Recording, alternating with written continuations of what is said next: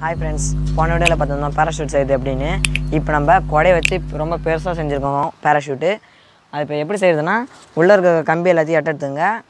மேலே சின்னதா ஒரு ஓட்டை வரும். அதை கயிறு வச்சு கட்டிங்க. parachute போன வீடியோல பார்த்த இந்த மாதிரி ஓரத்துல கயிறு வச்சு கட்டிங்க. அந்த வீடியோ பார்க்காதவங்களுக்கு டிஸ்கிரிப்ஷன்ல லிங்க் தரேன் பாத்துங்க. இந்த மாதிரி ஓரத்துல ஃபுல்லா கட்டிங்க. அடியில வெயிட்டுக்காக ஒரு டெடி பேர் வச்சிருக்கோம். வாங்க நம்ம ட்ரை பண்ணி பார்க்கலாம்.